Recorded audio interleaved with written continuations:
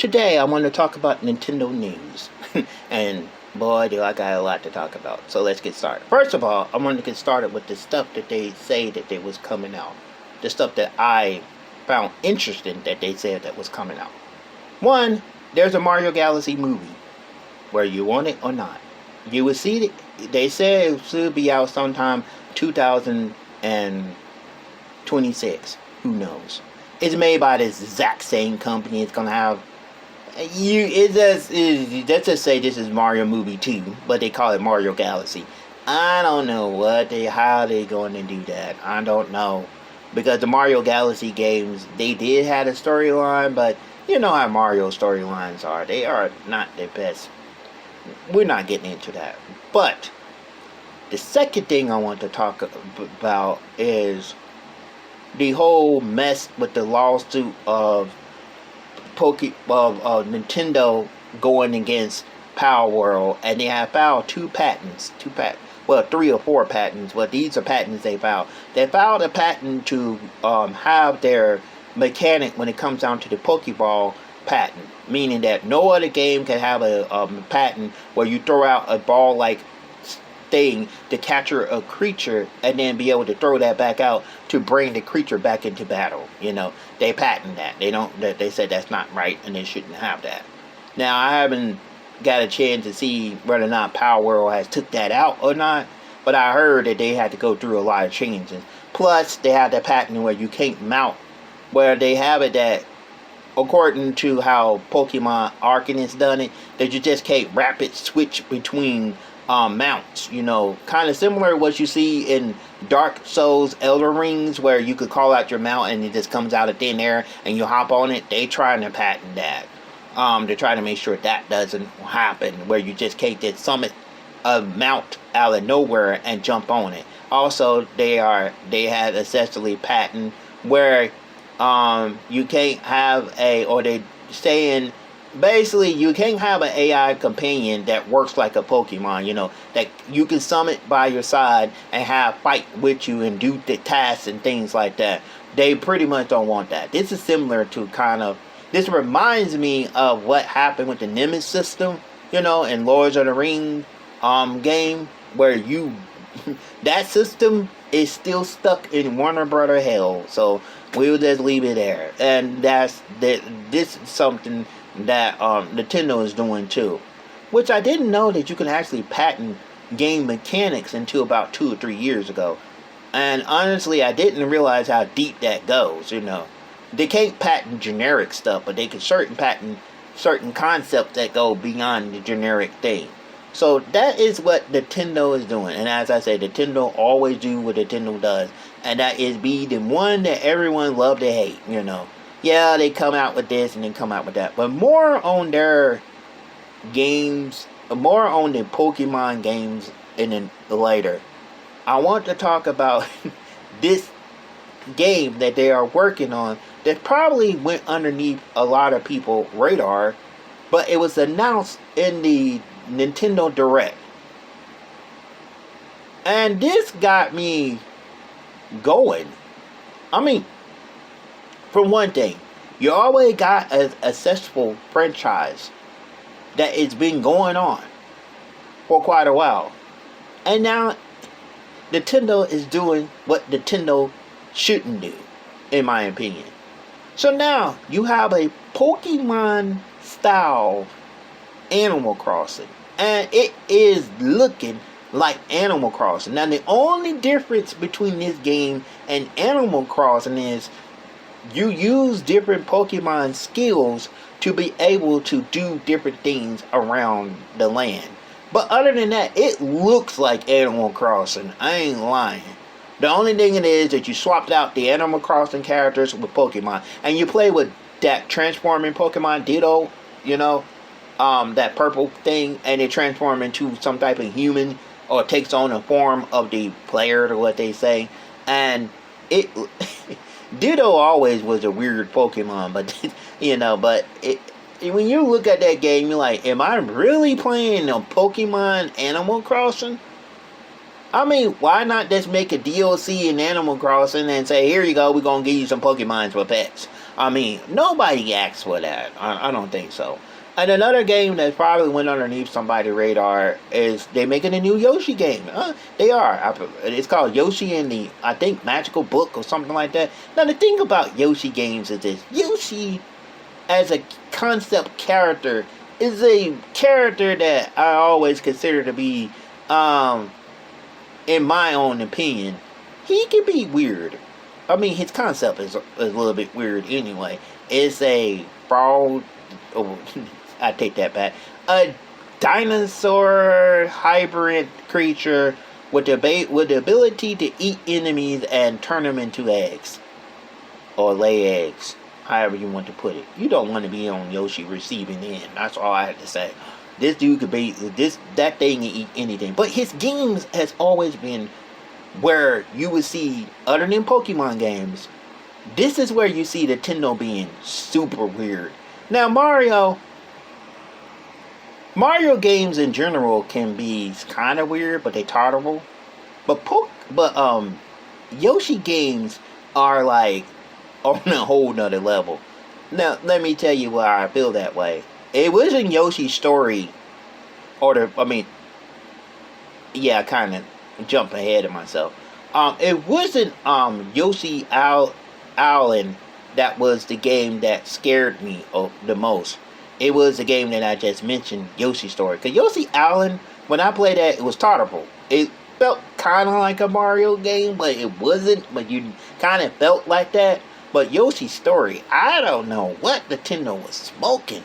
It was like that's a game that you play when you're high, and that's the only way that you could probably get by some of the stuff that you see in that game. Because Yoshi's Story, I mean, I was like, what in the blinkly blink is going on here? I mean, the enemy designs was weird. Everybody had eyes, and it was goofy. And then when you really get the story behind that game, you're like, dang, Nintendo.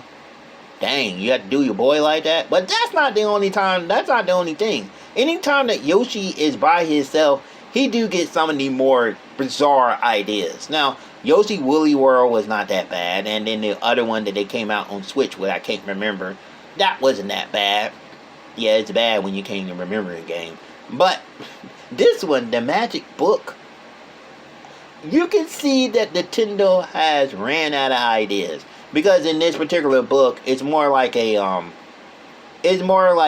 exploration game where you go and you meet the creatures and blah blah blah, and then you basically writing a book. You know, you're writing a book and basically like that.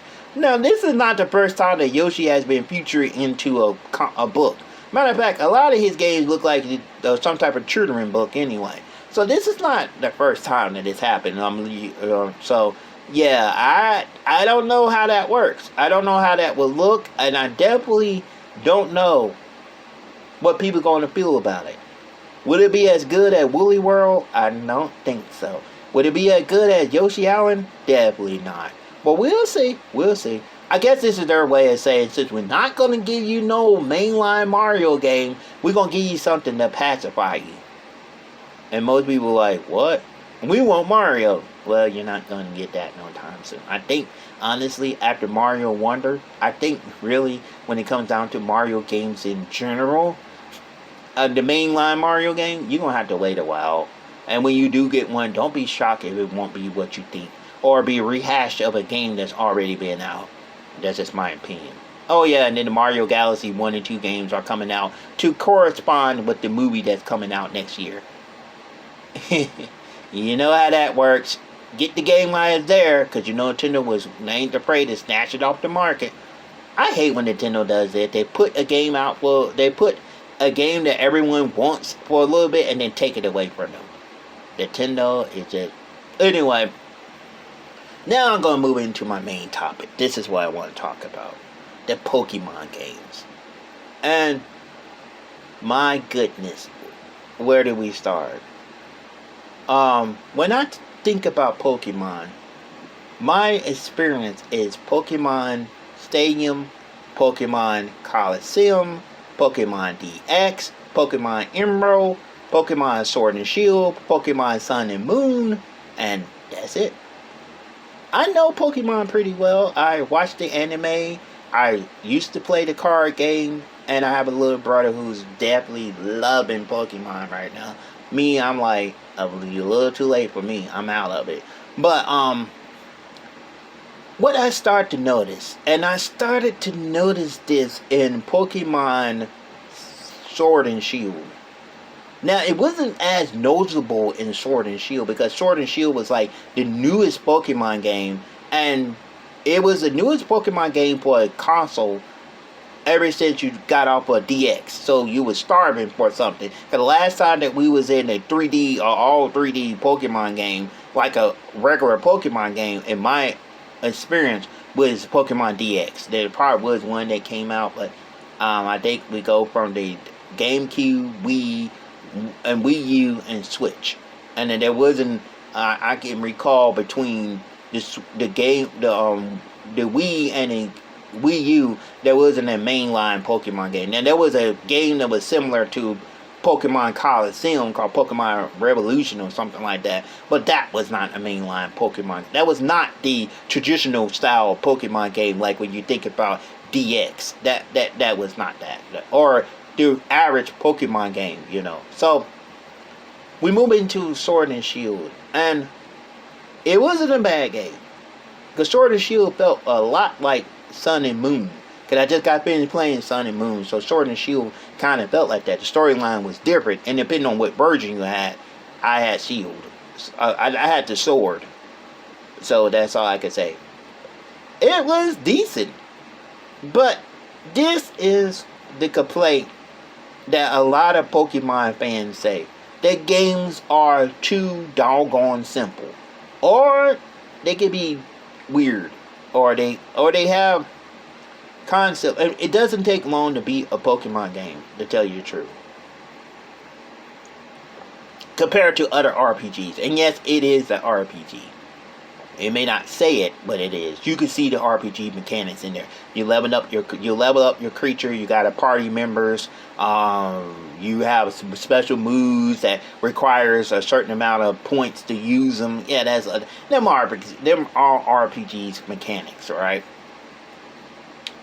And Sword and Shield really begin to show you the cracks in Pokemon. Because you begin to see, even though the concept was good, but the designs of some of the Pokemon, especially when they started introducing the food-based Pokemons, was just, you could tell Nintendo was running out of ideas. And I think Sword and Shield is I think that's the 7th generation or the 6th generation. I think it's the 7th. I'm positive. I think I'm right about that. Correct me below if I'm not. And then you have Arcanist. I think that's the 9th or 8th generation.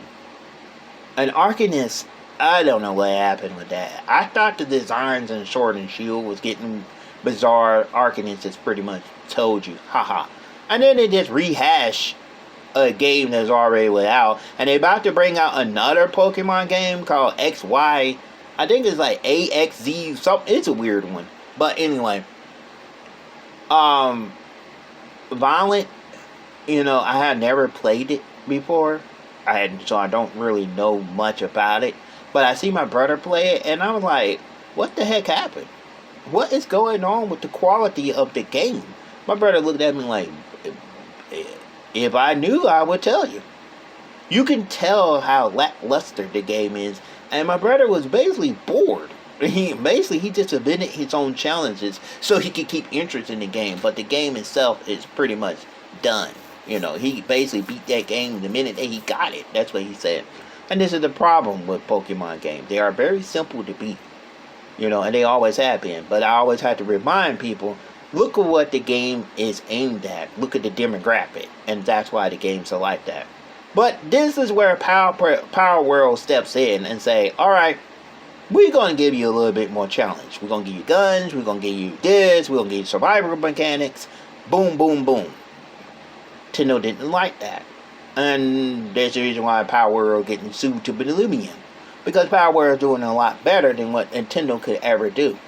But do you think Nintendo is going to change the way they make Pokemon games? No. Do you think that they're going to think about what the fans are saying about their games? No. Do you think that they're going to actually pay attention? No. Nintendo is a juggernaut.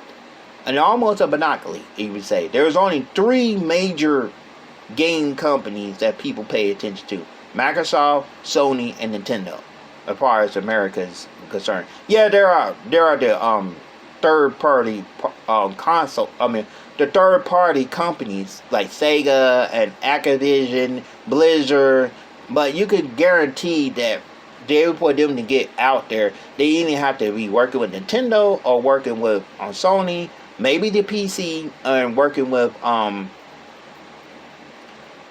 PlayStation. Sony, Nintendo, and Microsoft, and PC. So that is the way that the game market is. So you will fall under there. And Nintendo has gotten full of themselves now because they feel like that. You can tell that Nintendo feel like that they can't be touched. So what I really would like Nintendo to do is stop being mean.